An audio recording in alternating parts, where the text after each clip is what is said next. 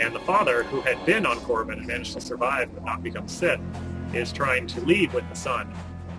And your options are to put the kid and his dad on a shuttle and lie to her and tell her that the kid went to Corbin and everything's good, or to gun down the father in front of his son.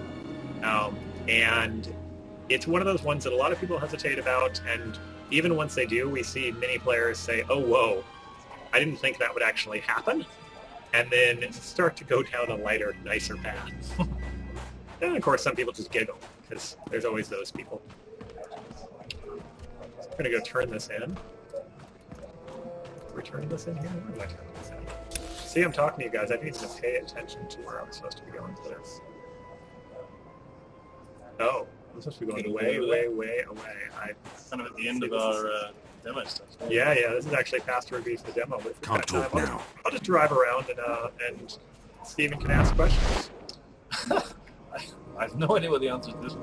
Can I sell my companion for credits? No, you actually cannot participate actively in slavery. This is an ESRB issue. Well, we'll send people march in single file to find their numbers. When they do march, yes, in fact they will. And you'll be able to tell if they've gotten shot down, because really it's only Imperial troopers that are precise enough to really take us down. Can you visit any planet you want to, no matter what chapter you're currently in? Once you have actually unlocked your ship, yes. Before that, you need shuttle passes and things to kind of keep you contained for the first couple of worlds so you can figure out what's going on. But then, yeah, if you want to march off to Corellia and just run around in the war zone and get completely destroyed, you absolutely can. Story is an important thing, but we never want it to be something that limits the base usability of an MMO.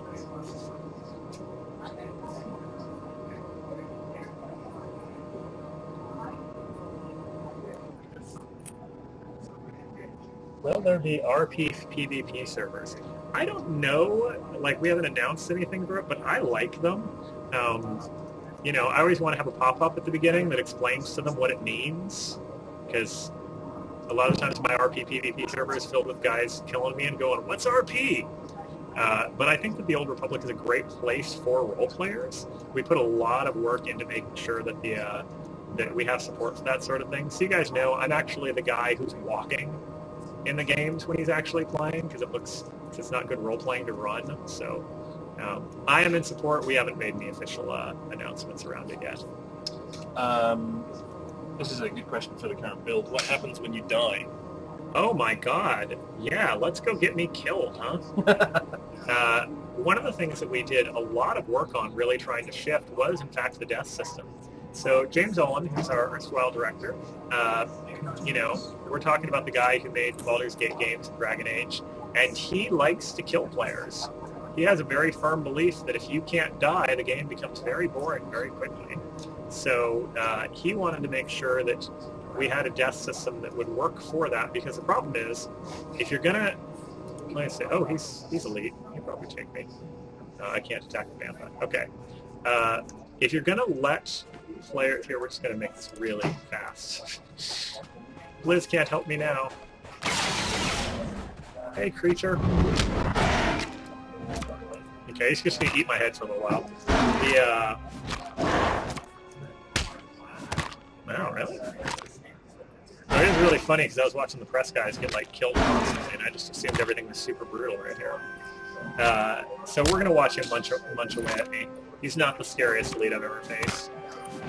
The big important thing is, if you're gonna let players die, if you're gonna put them in situations where they have to think, where they have to actually not cakewalk through a combat, you have to make the death system pretty forgiving.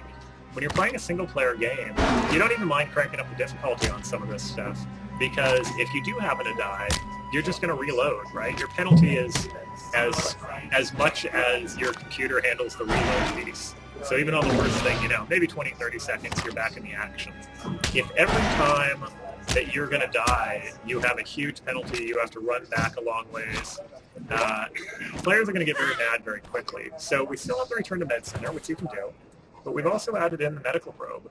And the medical probe takes a few seconds, keys up, And then here we go.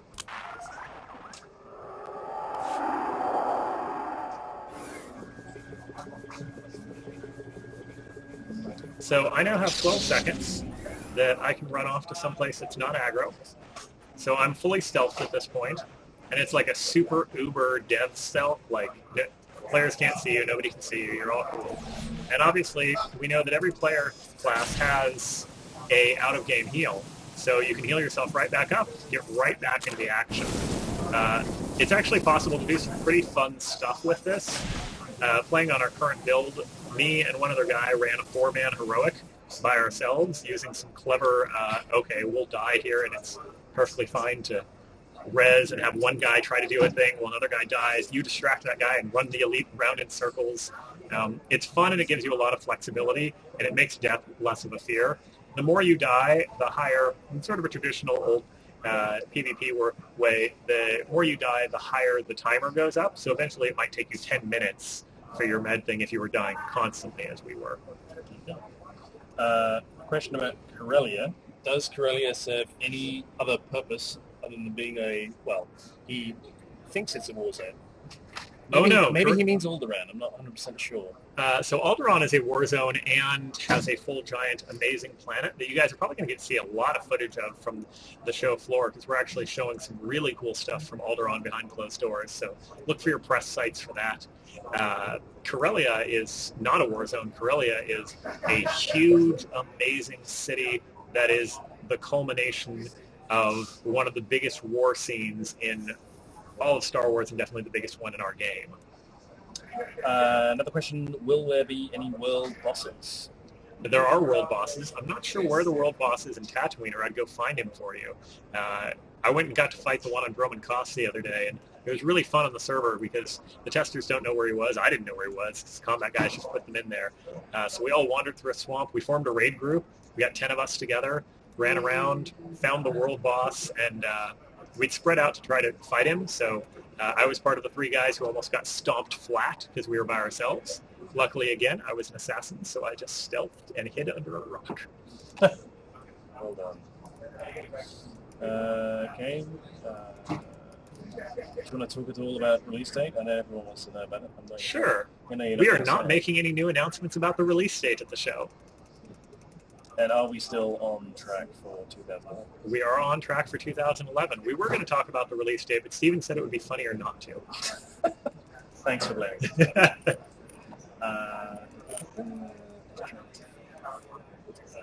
Can you summon your starship any way you want? No, starships are very, very large. One of the things that we had to deal with, in fact, many of the planets later on that we were doing for sheer size do not have their actual spaceports even here. They have spaceports that are up in, they have space stations instead where you land and they shuttle down. One of the things that we did in the Old Republic is we made everything the actual size it needed to be. So unlike the Ebon Hawk, which was sort of a clown car, when you got out you noticed it was not very big. Excuse me. There's a limit even to my talking. Mm-hmm. In the Old Republic, the ships are actually real size. They are huge. If you guys have seen the walkthroughs of them, where you're walking around the ship, these are enormous crafts, so you can't just drop them in the middle. You can, of course, bind yourself nearby your ship and pop back. What kind of level range is Tatooine?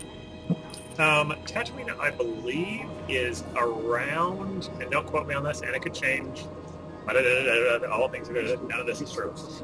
So I think it's around 24 to 28. They overlap a little bit. Can you level and play? Can you level and play solely through PvP?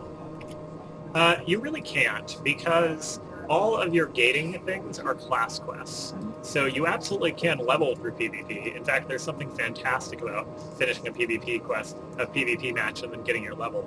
But you'd be gated in all of your primary stuff.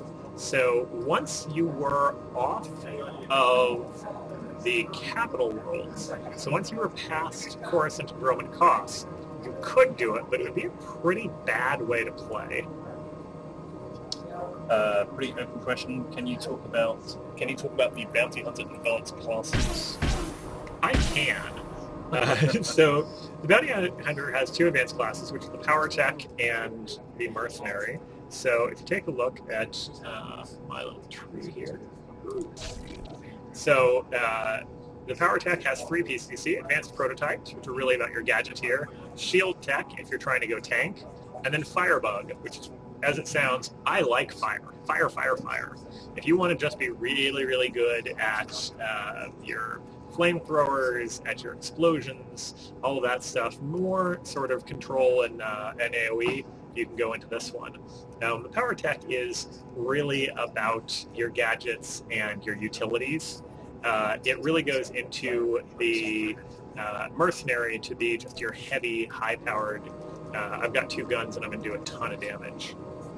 I think we'll probably be wrapping up after the next couple of questions. Okay.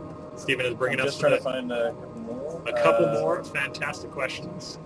And again, apparently it's over 8,000 now in the chat. Oh, we got over 10,000. We're over 10,000 at one point, which is fantastic. So thank you guys very much. I know this was a little hard starting out. I really appreciate you being here. Glad to stay up. What happens if your companion dies? If your companion dies, you can actually, as long as you live, you can bring your companion back up. In fact, one of the interesting things in the Old Republic is, again, trying to make sure that group dynamic works well. And, you know, think of an old traditional RPG.